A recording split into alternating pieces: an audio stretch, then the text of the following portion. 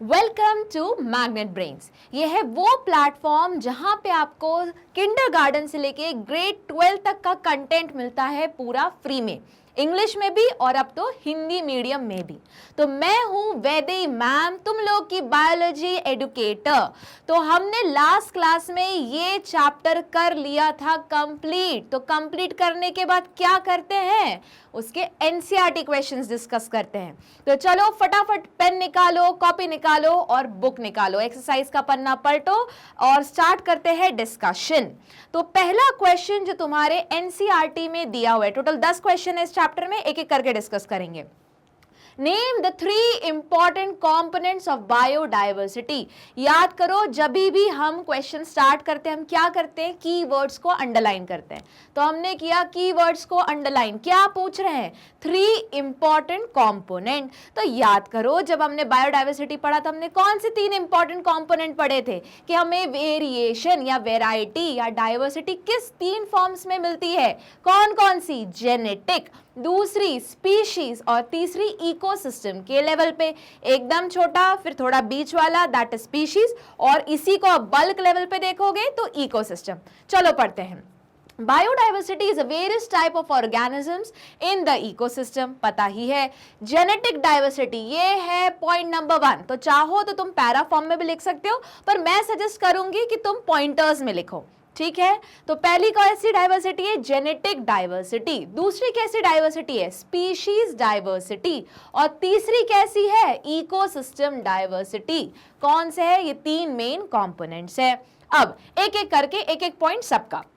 Genetic diversity takes into account of genetic variation present in the species। अब चाहो तो तुम genetic variation लिखो या genetic makeup लिखो या genotype लिखो या DNA and RNA लिखो, पर expression सही तरीके से करना, meaning सेम निकलना चाहिए।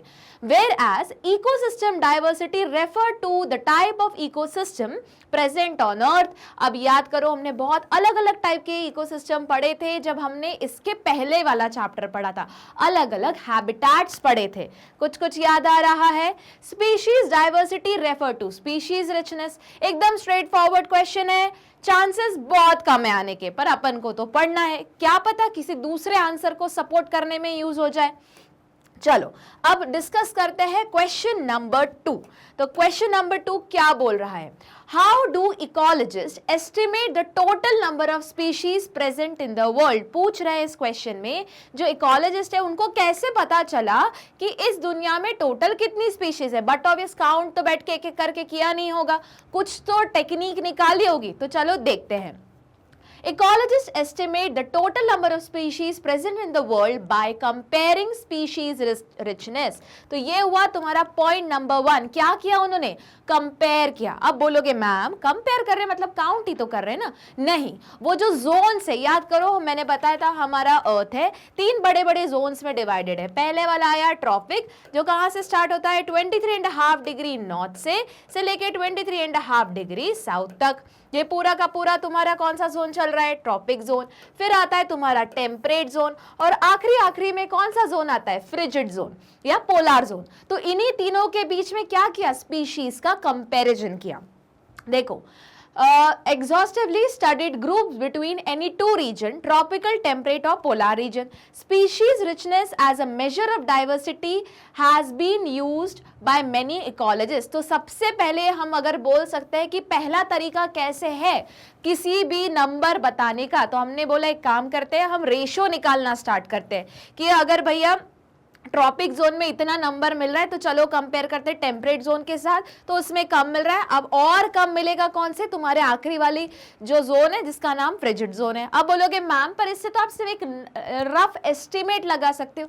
तो एस्टिमेट ही तो क्वेश्चन पूछा है, एग्जैक्ट नंबर थोड़ी ना पूछ रहे हैं, ठीक है, क्योंकि अभी याद करो बहुत सारी स्पीशीज तो येट टू डिस्कवर है। अब दूसरा तरीका है, क्या है मैम, दूसरा तरीका है by measuring the species density. Species density और the number of species per meter square is most commonly used to measure तो इसको अंडरलाइन करो, मेजर स्पीशीज रिचनेस। याद करो, अगर मैंने पूछा बताओ पॉपुलेशन, ह्यूमन की पॉपुलेशन काउंट करके बतानी है, तो तुम क्या कौन सी टेक्निक यूज करते हो? Population density. तो अगर मैंने बोला बताओ स्पीशीज का बताना है तुमको पॉपुलेशन या फिर नंबर, तो क्या करोगे? स्पीशीज की डेंसिटी। याद करो, जब हम पॉपुलेशन डेंसिटी पढ़ रहे थे तो हमने क्या बोला था कि 1 किलोमीटर स्क्वायर में कितने लोग रह रहे हैं। अब यहाँ पे लोग तो नहीं है क्योंकि यहाँ स्पीशीज पूछी है, तो उन्होंने क्या कर दिया? एरिया कम कर दिया। क्या बोला उन्होंने कि पर मीटर स्क्वायर में कितनी स्पीशीज रह रही है। लोग मत याद रखना, मतलब इंडिविजुअल्स नहीं बात कर रहे, यहाँ पे स्पीशीज की बात कर रहे हैं। अगर याद होगा, मैम बोलोगे मैम दोनों सेम ही तो है, नहीं है सेम। अगर मैंने बोला कि तुम्हारे घर में कितनी ह्यूमन पॉपुलेशन डेंसिटी है, तो तुम क्या बोलोगे? मैं, मम्मी, पापा, बहन, भाई, अगर तुम्हारे दादा दादी होंगे तो, कि टोटल 7 लोग मेरे घर पे रहते हैं, तो ये हुआ मेरे घर का, मतलब तुम्हारे घर का पॉपुलेशन डेंसिटी। ठीक है, ह्यूमन पॉपुलेशन डेंसिटी। अब मैं पूछ रही हूं, अब तुम अपने घर का जरा स्पीशीज डेंसिटी बताओ। तो याद करो, मैंने तुम्हें कल एक एग्जाम्पल बताया था कि तुम्हारे घर में कितने लोग रह रहे हैं। अब बोलोगे मैम होमोसैपियंस हो गए टोटल 7, तो एक स्पीशीज है होमोसैपियन, तो अपन ने एक ले लिया होमोसैपियन। अब दूसरी स्पीशीज याद करो कौन सा था? सपोज तुम्हारा पेट होगा कोई, तो दूसरी स्पीशीज हो गई तुम्हारी डॉग या फिर कैट, हो सकता है कुछ लोगों के बाद फिशेस भी होगी, तो फिशेस हो गई। अगर बर्ड्स होंगी तो बर्ड्स भी हो गई। ठीक है, अब बोलोगे मैम इतना ही थोड़ी ना था, कल तो हमने कॉकरोच, मकड़ी, मच्छर भी पढ़ा था। हाँ, तो अब मकड़ी की एक स्पीशीज हो गई तीसरे नंबर पे, ये मतलब इंडिविजुअल काउंट करना है। ठीक है, तो अगर मकड़ी तुमको ब्लैक विडो स्पाइडर दिख रही है, ब्लैक विडो मतलब एक छोटी सी काली कलर की मकड़ी, ऐसे ऐसे ऐसे रहते हैं, और एक ऐसी मकड़ी देखोगी ऐसे हो बड़े बड़े पैर, है ना। तो अब ये एक अलग स्पीशीज है, ये एक अलग स्पीशीज है। तो अब तुम्हारी स्पीशीज का नंबर कितना हो गया? 4 तक पहुंच गया। एक था होमोसैपियन, अगर इनमें से कोई होगा तो एक और काउंट होगा, 2 होंगे तो 2 काउंट होंगे। कितने डॉग्स है, कितनी कैट है, ये मत काउंट करना, कितनी स्पीशीज है वो काउंट करना। जैसे एक्वेरियम, तो सारी की सारी मछलियां, पर उसमें भी तो अंतर है, नहीं, गोल्ड फिश है, एक जीब्रा फिश है, एक कोई दूसरी सकल फिश है, तीसरी और से कोई क्राउन फिश होगी, तो ये क्या हुआ? स्पीशीज। ठीक है, फिर अब मकड़ी की वैरायटी हो गई, फिर छिपकली है उसका वैरायटी हो गया, वैरायटी है स्पीशिएशन हो गया। तो अब देखो, घर पे ही तुमको 1 पर मीटर स्क्वायर में कितनी स्पीशीज का वैरायटी मिल रहा है, तो या फिर डाइवर्सिटी मिल रहा है, तो उसको क्या बोलोगे? स्पीशीज डाइवर्सिटी या स्पीशीज डेंसिटी। पर एक पर्टिकुलर जोन में तो उसको हम डेंसिटी बोलेंगे। तो कौन से 2 तरीके हैं? अंडरलाइन करो। सबसे पहले क्या है? कंपेयर करना स्पीशीज रिचनेस के साथ किसी भी 2 जोन्स में। दूसरा स्पीशीज डाइवर्सिटी को काउंट करना। कैसे? By measuring the number of species found in per meter square is most commonly used to measure species richness, species abundance and species proportional abundance based indices are some of the alternative approach to measurement of diversity। अब देखो, ये तीसरा तुम्हें point मिल गया है, फटाफट screenshot लो, मैं ये सब क्लियर कर रही हूं। उसमें से स्क्रीनशॉट लेके अंडरलाइन क्या क्या करोगे? सबसे पहले है कंपेयरिंग स्पीशीज रिचनेस, दूसरा है तुम्हारा स्पीशीज डेंसिटी जिसको तुम पूरा डेफिनेशन लिखोगे, और तीसरा है तुम्हारा बाय मेजरिंग द अबंडेंस या species proportional abundance based on indices of alternative approach to measurement of density. तो अगर ये क्वेश्चन आया, पैरा ट्राई करो अवॉइड करने का, भले यहाँ पैरा लिखा हुआ है, पॉइंटर्स में ट्राई करो आंसर लिखने का। ठीक है, ले लिया स्क्रीनशॉट। चलो क्वेश्चन नंबर 3 पे मूव करें। चलो, तो हो गया है, इंपॉर्टेंट मार्क कर लिया है, अगला क्वेश्चन पे आते हैं। Question 3. Give 3 hypotheses for explaining why tropic show greater level of species richness। अब ये तो तुमको ऑलरेडी पता ही है, ट्रॉपिक वाला जोन मतलब इक्वेटर के पास वाला जोन 23 डिग्री नॉर्थ से लेके 23 डिग्री साउथ तक वाला जोन को हम ट्रॉपिक बोलते हैं, उसमें अपन को पता है कि ये रिचनेस है। अब बताओ क्या लॉजिक लगा रहे हो? वही 3 लॉजिक। सबसे पहले क्या? डायरेक्ट सनलाइट, डायरेक्ट सनलाइट तो वहां पे क्या हुआ? गर्म हुआ तो क्या हुआ? इवेपोरेशन हुआ, कंडेंसेशन हुआ, प्रेसिपिटेशन हुआ। जैसे ही प्रेसिपिटेशन हुआ वहां पे कौन, किसका नंबर ज्यादा था? प्राइमरी प्रोडक्टिविटी ज्यादा थी। तो प्राइमरी प्रोडक्टिविटी कौन करता है रे बाबा? प्रोड्यूसर। ठीक है, अब देखो जब भी ऐसे क्वेश्चन आए ना, डायरेक्ट आंसर लिखने से पहले अपने लॉजिक बिल्डअप करना स्टार्ट करो। चलो आंसर देखते हैं। The tropical area have more stable climate than the temperate zone, but obvious equator वाले पास वाली चीज को हमेशा पूरे 24/7 नहीं, पूरे 12 महीने एकदम डायरेक्ट सनलाइट मिलती रहती है, तो वहां का क्लाइमेट तो कुछ चेंज नहीं हो, वहां क्या है, स्टेबल कंडीशन है। तो पहला क्या है, more stable climate than the temperate zone. Local species continues to live in absence of natural disturbance. तो अगर पूरा 12 के 12 महीने उनको एक ही जैसा क्लाइमेट मिलने वाला है, तो उन्होंने बोला हम क्यों यहां से छोड़ के जाएं, हम तो यहीं रहेंगे, और अगर कोई और न्यू ग्रो होने का चांस है वो भी वहीं रहेगा, क्योंकि क्लाइमेट क्या है, हमेशा कूल है। कूल मतलब इन द सेंस कूल नहीं, मतलब कूल वाला, कि एकदम सही है, मेरे को एडजस्ट हो रहा है। जैसे अगर मैंने बोला जो करना नहीं है तुमको, ठीक है, कि चलो मैं तुमको पॉपकॉर्न दे देती हूँ, नेटफ्लिक्स का सब्सक्रिप्शन दे देती हूँ, है ना, अमेजन प्राइम का भी दे देती हूँ, फिर तो तुम बोलोगे मैम एकदम कूल कंडीशन है, हम यहीं बैठे रहेंगे। तो एक्चुअली ऐसी सिचुएशन किनकी है, जो स्पीशीज इस पर्टिकुलर जोन में रहते हैं, उनका क्या है, एकदम कूल एनवायरमेंट है, ठीक है। तो क्या है, एकदम मोर स्टेबल क्लाइमेट है। क्यों? क्योंकि वहां कुछ डिस्टर्बेंस ही नहीं हो रहा है। तो जब कोई डिस्टर्ब ही नहीं करेगा, तुमको बोलेगा कि चलो हटो अब नेटफ्लिक्स मत देखो, पढ़ना शुरू करो, तुम तो बोलोगे हम तो ऐसे ही बने रहेंगे। तो सेम क्या कहानी हो गई, स्पीशीज के साथ कहानी हो गई, ठीक। सेकेंड देखो, ये अभी डिस्कस किया, warmer temperature and high humidity in the most tropical area provide favorable condition for growth and survival of diverse species। वही चीज, डायरेक्ट सनलाइट पूरे 12 महीने मिल रहे, तो सनलाइट डायरेक्ट मिल रही तो क्या होगा, एरिया कैसे हो जाएगा, गरम।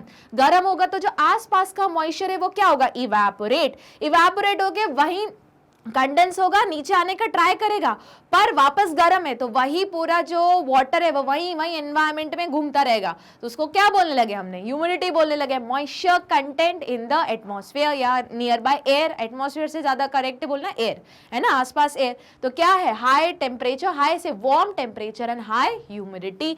तीसरा, tropical area receive more solar energy over the year and thus tropical communities are more productive and can support a wide range of species. वही चीज, प्रोडक्टिविटी इंक्रीज हो जाएगी। एक काम करो, चौथा पॉइंट इसमें ऐड करो, भले वो पॉइंट इसी में इनडायरेक्टली कवर हो रहा है, चलो फटाफट लिखो। क्या लिखोगे, हाई प्राइमरी प्रोडक्टिविटी, लिखो जल्दी, हाई प्राइमरी। अब मैं 1 डिग्री बना रही हूँ, 1 डिग्री शॉर्टकट है प्राइमरी का, चाहो तो पूरा लिखो, प्राइमरी प्रोडक्टिविटी। और इसी को कैसे एक्सप्लेन करोगे अगर हाई प्राइमरी प्रोडक्टिविटी है, मतलब बेसिकली ब्रैकेट में लिखो प्रोड्यूसर, ठीक है। तो प्रोड्यूसर कौन है, जो इस सोलर एनर्जी को किस में कन्वर्ट करने वाले, केमिकल एनर्जी में, ठीक। लिख लिया, ले लिया स्क्रीनशॉट, अगले क्वेश्चन पे मूव करें। चलो अब आते हैं क्वेश्चन नंबर 4 पे। तो क्वेश्चन नंबर 4 क्या बोलता है, देखते हैं। What is the significance of the slope. अब वो सिग्निफिकेंस पूछ रहे, किसका बाबा, स्लोप का। कौन से स्लोप का, of regression in a species area relationship. तो अब देखो, क्वेश्चन पढ़ने के पहले अपने दिमाग में वो स्लोप लेके आओ। ऐसा कुछ स्लोप पढ़ा था तुमने, क्या स्लोप बोल रहा था, याद करो, कि जैसे जैसे इस टाइप के 2 स्लोप पढ़े थे, याद आया कुछ, वापस के लेक्चर में देखो, नहीं है तो बुक खोल के देखो, ठीक है। तो उन्होंने बोला था कि इस वाई एक्सिस पे क्या था, स्पीशीज रिचनेस थी, ठीक है, और तुम्हारा एक्स एक्सिस पे क्या था, जल्दी बताओ क्या था, तुम्हारा था एरिया। क्या बोलता है स्पीशीज रिचनेस एरिया, कि एक पर्टिकुलर लिमिट तक, या ऐसे समझते हैं, जैसे जैसे वो स्पीशीज ज्यादा एरिया एक्सप्लोर करती जाएगी, उसके अंदर डाइवर्सिटी या रिचनेस ज्यादा मिलते जाएगा। अब बोलोगे मैम ये तो हमको पता है, पर याद करो उसी स्टेटमेंट के आगे मैंने क्या बोला था, पर ये चीज एक पर्टिकुलर लिमिट तक जाएगी। लिमिट तक का क्या मतलब, कि एक पर्टिकुलर पॉइंट पे आके रुक जाएगी, और हो सकता है कम भी होने लगे। तो देखो जरा इस पॉइंट पे, ठीक है, यहां पे क्या हो रही है, एक्सपोनेंशियल ग्रोथ, देखो होते चले गई, पर इस पर्टिकुलर टाइम पे क्या आ गया, यहां पे हो गई वो स्टेबल, और अब क्या होने लगा, कम होने लगा। वापस ये मैं लाइव नहीं डिस्कस कर रही हूँ, लैग लॉग एक्सपोनेंशियल लॉजिस्टिक से मत कंफ्यूज करो। ये ग्राफ बन वैसे ही रहा है, पर किसके बीच में है, स्पीशीज रिचनेस और एरिया के बीच में। जैसे जैसे तुम स्पीशीज और ज्यादा आगे एरिया डिस्कवर करते गया, एक्सप्लोर करते गया, उसके अंदर वेरिएशन या डाइवर्सिटी या ज्यादा डाइवर्सिटी आती गई, ठीक है। पर एक पर्टिकुलर पॉइंट तक होगा, उसके बाद क्या होगा, रिग्रेशन स्टार्ट होगा, रुक जाएगा, कम होने लगेगा। वही क्या बोला था, एक पर्टिकुलर लिमिट तक। अब हमने याद कर लिया, अब उसी को फ्रेम कैसे करना है देखते हैं। द स्लोप ऑफ रिग्रेशन मतलब यही चीज, एंड स्पीशीज एरिया रिलेशनशिप, ये था स्पीशीज, ये था एरिया रिलेशनशिप। प्रिडिक्ट, क्या प्रिडिक्ट, वही जो अभी अपन ने बोला वही तो लिखा है। Species richness of an area, it indicate the dependency of species richness on an area as higher slope reflect. देखो यहां से अंडरलाइन करो, अच्छा क्वेश्चन है, स्टार मार्क करो, ठीक है। as higher slope reflect higher dependency of an area।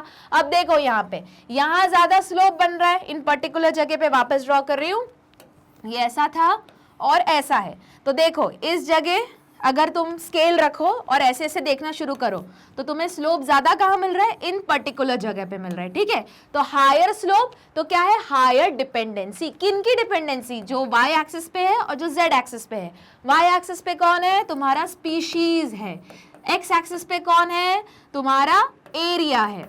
तो जैसे जैसे स्लोप क्या होते गया, स्लांट होते गया, तो इन दोनों का रिलेशनशिप और क्या होते गया, स्ट्रॉन्ग होते गया, इंटरडिपेंडेंसी और दिखने लगी। अरे स्पीशीज में गया, ठीक है, आई बात समझ में। अब आगे का एरिया क्या बोलता है वो, species richness of area as higher slope reflect higher dependency of an area taking into account of larger area, अब बड़ा area such as country, the slope is almost linear with the area. मतलब क्या, ऐसा linear ही होने वाला है। For smaller area lower slope value indicate independency of species richness over area। मतलब अगर मैंने छोटा सा एरिया लिया तो मैं छोटा एरिया ही डिस्कवर कर रही हूँ, तो ज़्यादा उसमें वैरायटी, ज़्यादा डाइवर्सिटी नहीं मिलेगी। और अगर मैंने जैसे जैसे बड़ी कंट्री में आप ज़्यादा एरिया एक्सप्लोर करते जाओगे, डाइवर्सिटी दिखते जाएगी, पर कहाँ तक, एक लिमिट तक। उसी लिमिट को क्या बोला उन्होंने, रिग्रेशन। आई बात समझ में। तो ये इसके ना आंसर्स को तुम्हें फ्रेम कैसे करना है ये सीखना है। चलो आते हैं अगले क्वेश्चन पे, जो है क्वेश्चन नंबर 5। तो ये वाला क्वेश्चन थोड़ा सा ट्रिकी है, सीधा सीधा जवाब तुमको पता है तो क्या करोगे, इसको 1 स्टार मार्क करोगे, ठीक है। तो जब रिवाइज करो ना, तो अगर तुमको बाकी सब आता है तो इस क्वेश्चन को एक बार थोड़ा सा आंसर पढ़ लेना, ठीक। चलो आते हैं क्वेश्चन नंबर 5 पे। What are the major causes of species losses in the geographical area या रीजन। याद करो, ये तो हमने ऑलरेडी पढ़ रखा था, किस फॉर्म में, एक टेबल फॉर्म में दिया था। हमेशा ट्राई करो ब्रेन मैप्स ड्रॉ करने का, शॉर्टकट में तुम्हारे नोट्स होने चाहिए, ठीक है। मतलब इतना मैंने लेक्चर लिया 1-2 घंटे का, एट द एंड तुम्हारी कॉपी में एक पन्ने में पूरा चैप्टर आ जाना चाहिए, ठीक। अब जैसे उन्होंने पूछा what are the major causes of species, तो स्पीशीज के मेजर कॉजेज पूछे, याद करो जल्दी। कैसा था, हमने एक ऐसा फ्लो चार्ट बनाया था, उसमें अलग अलग चीजें लिखी हुई थी। कौन कौन सी थी, फर्स्ट चीज लॉस ऑफ हैबिटेट। क्यों लॉस हो गया, हमने काट डाला या फिर हमने भगा दिया उस जगह, उस स्पीशीज को वहां से। पर अगर वो स्पीशीज पर्टिकुलर जगह से भाग गई, मतलब कंपटीशन था बहुत ज्यादा, है ना, तो वो वन हो सकता है, वो क्यों हुआ, क्योंकि कोई एलियन स्पीशीज आई होगी। यहाँ देखो, इंट्रोडक्शन ऑफ एग्जॉटिक और एलियन स्पीशीज, याद करो। पर हमारा मेन कहां से शुरू होगा, सबसे पहले एक्सेसिव डिफॉरेस्टेशन। इतना सारा का सारा हैबिटेट हटा दिया कि उन पर्टिकुलर फ्लोरा फौना हट गए, तो उन स्पीशीज का क्या हो गया, हैबिटेट ही लॉस हो गया। तो ये वाला पॉइंट इससे इंटरलिंक्ड है। तो लॉस ऑफ हैबिटेट क्यों, ड्यू टू ओवर एक्सप्लॉयटेशन और ड्यू टू एक्सेसिव डिफॉरेस्टेशन। दूसरा, over exploitation and hunting animal. याद करो डोडो वाला, वही बहुत ज्यादा हंट कर दिया, या फिर हमने फिशेस का ओवर फिशिंग कर डाली कि जिस पर्टिकुलर जोन में फिशेस मिलनी चाहिए थी वही गायब हो गई।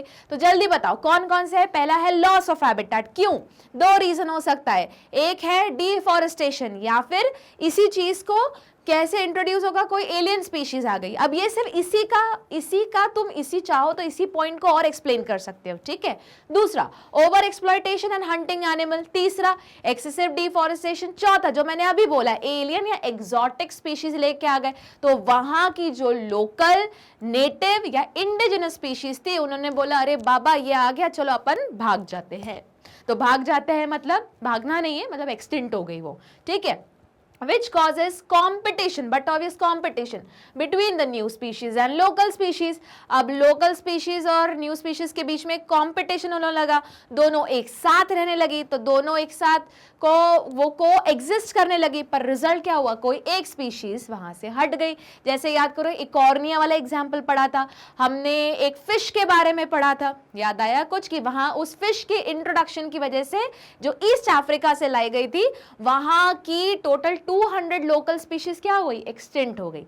अब अगर याद करो कि अगर एक और आखिरी वाला पढ़ा था जिसको क्या बोलते हैं, को एग्जिस्टेंस, एग्जिस्टेशन है ना, एग्जिस्टेंस। तो अब अगर याद होगा मैंने बताया था कि अगर एक स्पीशीज हट गई और हमें बाद में पता चला अरे इसके ऊपर बाकी की स्पीशीज भी डिपेंडेंट थी, तो वो भी इसके कारण हट जाएगी। याद करो कुछ कुछ याद आ रहा है, जैसे मैंने बताया था डोडो का एग्जाम्पल, ठीक है, डोडो का एग्जाम्पल बताया था और एक वेल का एग्जाम्पल बताया था कि वेल में पीछे छोटी छोटी सकरफिश लगी होती है। अगर तुमने वेल इतनी ज्यादा हट गई तो वो बेचारी सकरफिश जो पूरी की पूरी पैरासाइट थी, किसकी पैरासाइट थी, इसी ब्लू वेल की पैरासाइट थी, तो अगर वेल ही नहीं रही तो ये जाएंगी कहाँ पे, ये भी मर जाएंगी। तो इंटरडिपेंडेंट थी। दूसरा मैंने एग्जाम्पल बताया था कि जब डोडो एक्सटेंट हुई तो हुआ क्या, कुछ सालों बाद कुछ पेड़ पौधे हर्ब्स एंड शर्ब्स भी गायब हो गए। तब साइंटिस्ट को पता चला अरे ये तो इंटरडिपेंडेंट थे, तो वही लिखा है where if one species get extinct then other dependent species will also get extinct.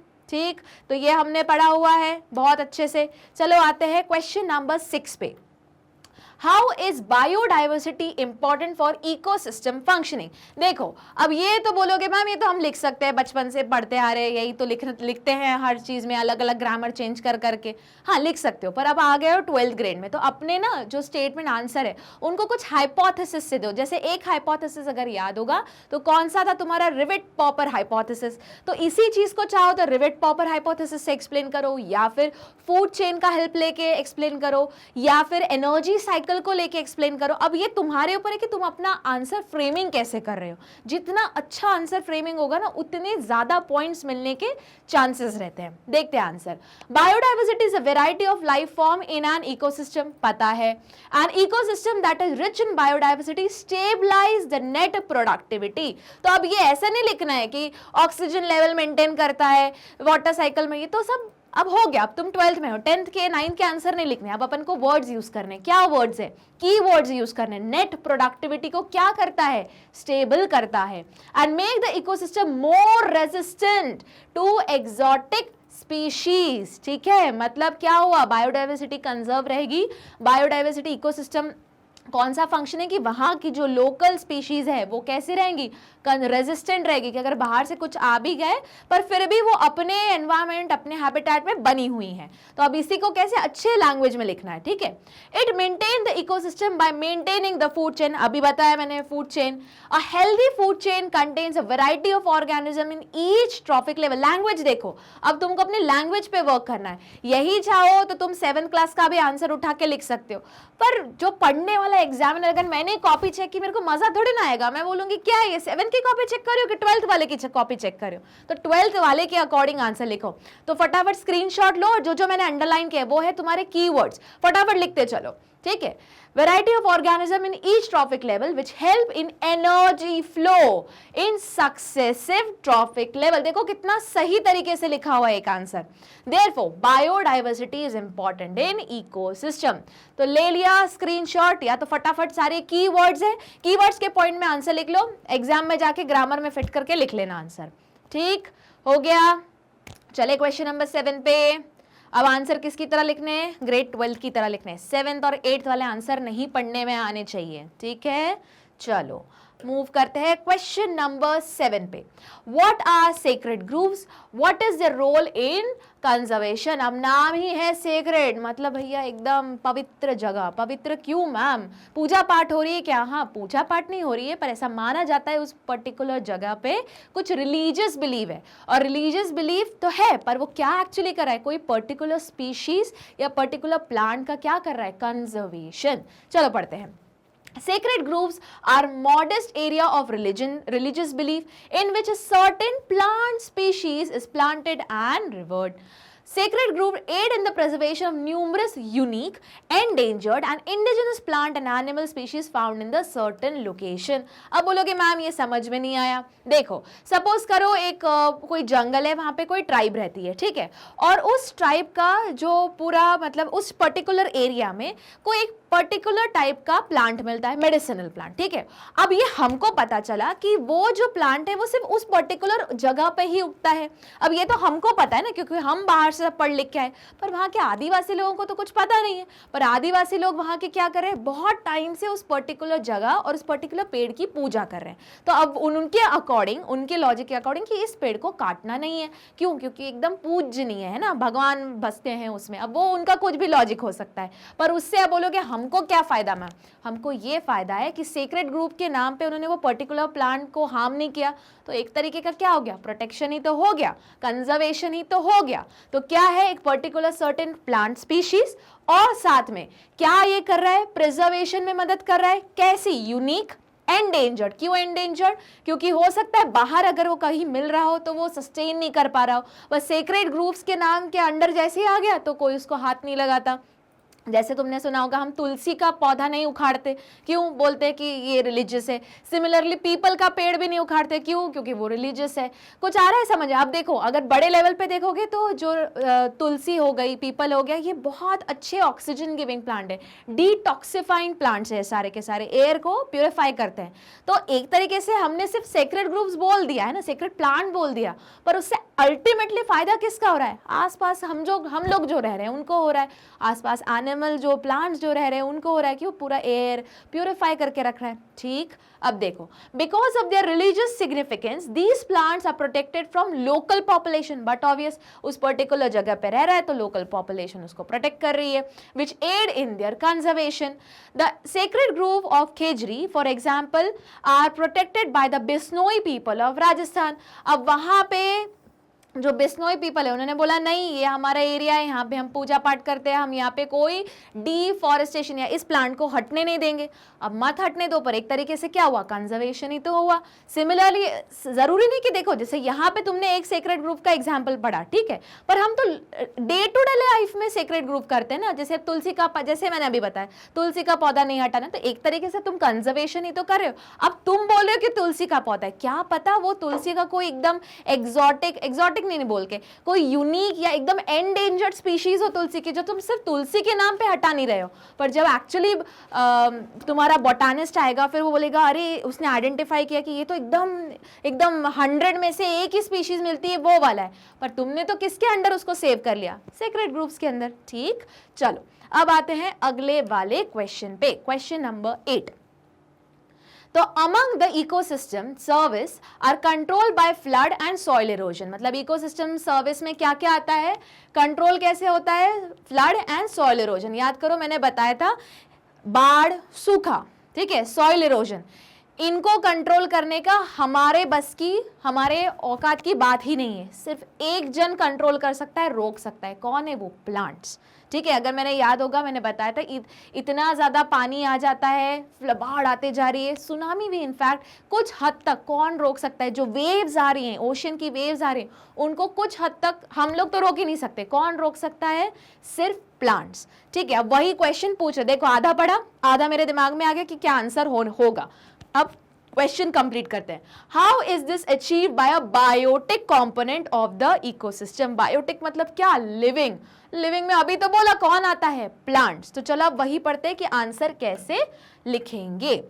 तो देखो आंसर क्या लिखते हैं, चलो पढ़ते हैं. The biotic components of the ecosystem are the living organism such as. Biotic मतलब क्या? कोई भी चीज जो जिंदा है. अभी पढ़ा कौन कौन आता है उसमें? Plants, animal, micro organism. अब इसमें मदद कौन कर रहा है? प्लांट्स. क्यों? देखो, plants roots bind the soil and prevents its erosion by rain water, thereby preventing soil erosion. Soil को अगर इरोड होने से बचाना है तो उसको पकड़ के रखना पड़ेगा, और सॉइल को पकड़ने का तो भैया एक ही काम करता है. कौन है वो? प्लांट्स. क्यों? क्योंकि एक तो ग्रिप बनती है, रूट्स वहीं पे फैलती हैं, और वहीं पे सॉइल में पानी आता है, वही पानी कौन एब्जॉर्ब करता है? रूट्स एब्जॉर्ब करता है. इसलिए किसके पास वर्क दिया हुआ है नेचर करने, सिर्फ प्लांट्स के साथ, ठीक है। तो प्लांट्स क्या, इसी वजह से प्लांट्स क्या प्रिवेंट करते हैं, soil erosion.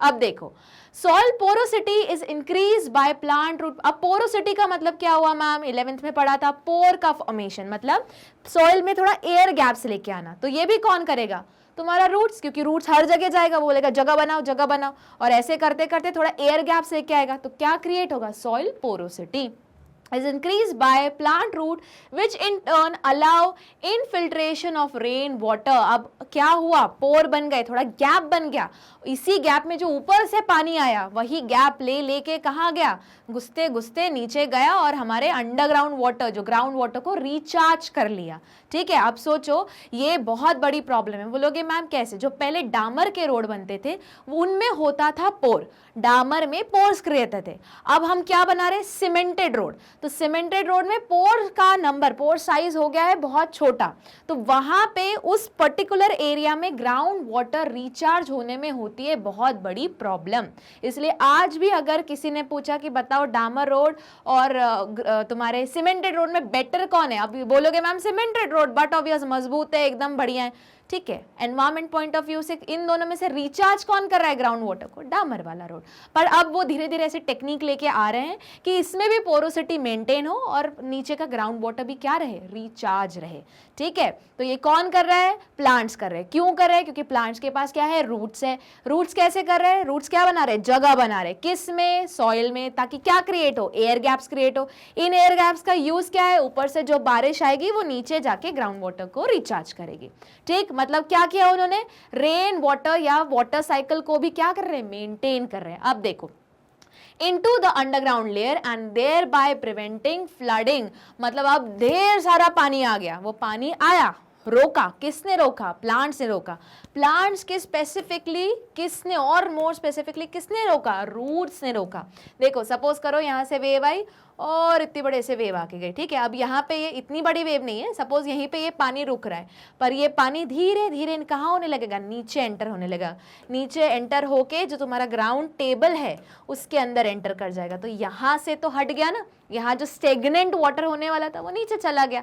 At the end अपन को रुका हुआ पानी ही तो नहीं चाहिए, सही है कि नहीं, मतलब नेचुरल बोल सकते हैं, नेचुरल ड्रेनेज सिस्टम किसका है, प्लांट्स का है, ठीक। चलो अगले स्लाइड पे मूव करते हैं। अगला question number 9, the species diversity of plant 22% is much less than animal of 72%। अब देखो ये क्वेश्चन आया, पर ये तुम्हारे मन में डाउट आना चाहिए था कि मैम जब आपने कल पढ़ाया था तो हमने बोला था कि प्लांट में 22% डाइवर्सिटी और एनिमल में 72% डाइवर्सिटी, क्यों, वही उन्होंने क्वेश्चन फ्रेम करके दे दिया। What could be the explanation to how animal achieve greater diversification. तो देखो आंसर इसी क्वेश्चन में छुपा हुआ है। बोलोगे मैम कैसे, चलो देखो जरा, एनिमल और उन्होंने बोला है प्लांट्स, तो बताओ जरा प्लांट्स किस में आते हैं, प्लांट किंगडम में आते हैं। एनिमल किस में आते हैं, एनिमल किंगडम में आते हैं। तो मुझे बताओ इन दोनों में से ज्यादा एडवांस कौन है, बट ऑब्वियस एनिमल, ठीक है, क्योंकि ज्यादा एडवांस है। अब बताओ एडवांस किस टर्म में बोल रही हूँ, अगर देखोगे बोलोगे मैम दोनों में तो टिश्यू है ही, नहीं, इसमें टिश्यू ऑर्गन भी हो गया, ऑर्गन सिस्टम भी हो गया। बोलोगे मैम ऑर्गन सिस्टम कैसे, अरे ग्राउंड वस्कुलर सिस्टम क्या है तुम्हारा, जाइलम फ्लोएम है तो सिस्टम ना, तो इसमें सिस्टम है, पर इसके कंपेयर में इनमें कितने सिस्टम है। बोलोगे मैम इनमें तो अनलिमिटेड सिस्टम है। जैसे जैसे तुम इन वर्टिब्रेट से वर्टिब्रेट्स मूव करते जाते हो, धीरे धीरे नर्वस सिस्टम डेवलप हो जाता है, एक्सक्रीटरी सिस्टम डेवलप हो जाता है, डाइजेस्टिव सिस्टम है, रेस्पिरेटरी सिस्टम है, ब्लड वस्कुलर सिस्टम है, रिप्रोडक्टिव सिस्टम है, एंडोक्राइन सिस्टम है, मस्कुलर सिस्टम है, स्केलेटल सिस्टम है। सोचो इतने सारे सिस्टम तो मैंने ऐसे ही बोल दिए। तो अब बताओ जिनके पास सिस्टम ज्यादा होते गए उनमें क्या आने लगा, मॉडिफिकेशन। कैसे मॉडिफिकेशन, ताकि वो अपने एनवायरमेंट में बेटर तरीके से रह सके, वो अडेप्ट होने लगे, वो क्या करने लगे कि अगर कोई चीज सपोज कंपटीशन आ रहा है, कोई हमला कर रहा है, तो चलो अपने में क्या कुछ अडेप्टेशन लाते, भागना शुरू करते हैं स्पीड में। अगर कुछ हुआ चलो पॉइजन इकट्ठा करते हैं। बोलोगे मैम पॉइजन तो प्लांट्स भी करते हैं, हाँ करते हैं, तभी तो मैंने बोला इनमें भी सिस्टम है। पर इन दोनों के कंपेयर में अगर मैं बोलूं बताओ कॉम्प्लेक्स बॉडी किसकी है, तो बट ऑब्वियस एनिमल की है कि नहीं। अब यही आंसर के फॉर्म में उन्होंने फ्रेम किया है। चलो पढ़ते हैं। Adaptation are the modification of behaviour, physiology anatomy or any other aspect of living organism that allow them to exhibit a wide range of habitat. तो adaptation कैसा है? behavior है, मतलब behavior से याद करो, अगर हमारे अंदर adaptation नहीं, हमने पिछले चैप्टर में पढ़ा था, तो हम क्या करेंगे? हम भाग लेंगे उस जगह से, है ना, या छुप जाएंगे. याद करो जैसे तुमने ज़ेरोफिटिक प्लांट में देखा था, भाग जाएंगे मतलब माइग्रेट ही कर जाएंगे, प्रॉब्लम सॉल्व. अब या फिजियोलॉजी, या हम अपने अंदर मतलब चाह के नहीं, मैंने सोचा चलो चाह के मैं अपने अंदर कुछ चेंज आती, नहीं, ये एवोल्यूशन से होता है, डीएनए में चेंज होता है. तो फिजियोलॉजिकल, एनाटॉमिकल, उसका फाइनल इफेक्ट क्या होता है? That allow them to exhibit a wide range of habitat. तो अगर मेरे अंदर कुछ ऐसे मॉडिफिकेशन आए, सपोज करो इस पर्टिकुलर जगह मैं रह रही हूँ, खाना खत्म, मैंने बोला नो प्रॉब्लम, मेरे अंदर बहुत सारे एडेप्टेशंस है, मैं क्या करती हूँ, इस जगह से शिफ्ट होकर दूसरी जगह रहने लगती हूँ. पर प्लांट्स ऐसे कर सकते क्या? नहीं, वो तो स्टेबल है, एक ही जगह है. हाँ, वो अपना पॉलिनेशन करके या सीड डिस्पोजल करके दूर दूर तक फैल सकते हैं, पर ह्यूमन नहीं, एनिमल्स के कंपेयर में तो बहुत कम है. ठीक. Further the animal become adapted to changing climate more quickly as compare to that of plant species. This result in higher species diversity of animal on earth as compared to that of plant. अब ये तो तुमने normal में ही observe किया होगा, जैसे अगर एक प्लांट है बेचारा वो मूव नहीं कर सकता है, एक तो कॉम्प्लेक्सिटी भी कम है उसमें, अब वो एडाप्टेशन भी ज़्यादा नहीं कर सकता, फिर भी वो बहुत कर लेता है जितना उसकी कैपेबिलिटी है. अगर नहीं पानी दे रहे हो फिर भी कैसे तैसे करके विल्ट हो रहा है, रेजिस्ट कर रहा है. इसे देखो, ये सारे टर्म्स में पुराने चैप्टर के उठा रही हूँ. ठीक है, विल्ट कर रहा है, उसने बोला चलो बहुत धूप है, संक इंस्टोमेटा करते हैं क्योंकि मैं ज़ेरोफिटिक प्लांट हूँ, उसने बोला अच्छा मैं हाइड्रोफिटिक प्लांट हूँ, चलो एरन कायमा लाते हैं, उसने भी बहुत मॉडिफिकेशन किए. पर अगर ह्यूमन नहीं, वापस एनिमल के कंपेयर में करें तो हम में कॉम्प्लेक्सिटी ज़्यादा है. हमने बोला हम सिर्फ एनाटॉमिकली, फिजियोलॉजिकली और आखिरी में बिहेवियर भी चेंज कर देंगे. प्लांट के पास तो भैया बिहेवियर का कोई ऑप्शन ही नहीं बचता. ठीक है, तो क्या हुआ, हमारे में ज़्यादा चांसेस हो गए सर्वाइवल के, ज़्यादा वेरिएशन धीरे धीरे क्रिएट होने लगे, तो हम में ज़्यादा डाइवर्सिटी दिखने लगी. देखो, for example, animals have developed the complex nervous system and endocrine system to regulate the body function, whereas plant have only hormonal regulation. अब देखो, हमारे एंडोक्राइन सिस्टम में आता है मतलब हमारा हार्मोनल है ना, पर हमारे पास दो सिस्टम है सिर्फ कोऑर्डिनेट करने के लिए. अभी ये जो भी कुछ तुम समझ रहे हो वो नर्वस सिस्टम, और अगर मैंने बोला बस कल से एग्जाम है तो जो कुछ हो गया वो हो गया तुम्हारे एंडोक्राइन सिस्टम की वजह से. तो तुम्हें नॉर्मल समझने के लिए, अपनी बॉडी का कंट्रोल एंड कोऑर्डिनेशन करने के लिए तुम्हारे पास दो सिस्टम है, नर्वस सिस्टम भी है, एंडोक्राइन सिस्टम भी है. अब प्लांट के पास सिर्फ हार्मोनल रेगुलेशन, और वो भी गिन के सिर्फ 5 हार्मोन. याद करो सब 11th में तुमने पढ़ा था. ठीक है, तो अब देखो कितना बड़ा वेरिएशन है. हमारे टॉप से लेके बॉटम तक अलग अलग ग्लैंड्स, एंडोक्राइन ग्लैंड है, एक्सोक्राइन ग्लैंड है, जिनका काम ही कोऑर्डिनेशन करना है. और वही बेचारे हार्मोन, प्लांट के हार्मोन तो गिन के 5 है, अब उसी में वो कर ले, जी ले. ठीक है, चलो, तो ये हुआ तुम्हारा क्वेश्चन नंबर 9. अब मूव करते हैं इस चैप्टर के आखिरी क्वेश्चन पे, जो है question number 10. Can you think of a situation where we deliberately want to make a species extinct? मतलब क्या तुम ऐसे सोच सकते हो जहां पे हम चाहते हैं कि वो स्पीशीज गायब हो जाए? हाँ बाबा, चाहते हैं. कौन सा? अभी जो करंट एग्जाम्पल चल रहा है, कौन सा? अब देखो, वो स्पीशीज नहीं बोल सकते क्योंकि वायरस क्या है, एक लिविंग ऑर्गेनिज्म नहीं है, पर हम चाहते, अंदर से चाहते हैं कि कोरोना वायरस खत्म हो जाए, हमेशा के लिए खत्म हो जाए.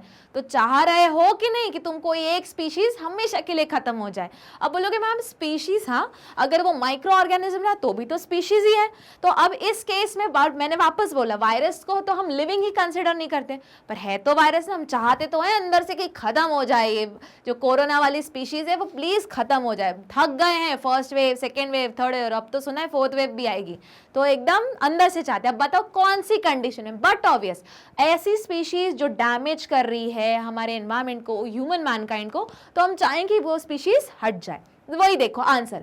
अब इस आंसर में उन्होंने दूसरा एग्जाम्पल लिया है. तुम्हारा तो बेस्ट चांस है, अगर ऐसा क्वेश्चन आए ना एग्जाम में, वो कोरोना वायरस का एग्जाम्पल पूरा लिख देना, एकदम फुल ऑन फुल मिलेंगे. देखो, humans have deliberately eradicated polio virus. गायब किया कि नहीं? अभी रिसेंट आया था न्यूज कि इंडिया में पोलियो वायरस हमेशा के लिए खत्म हो गया.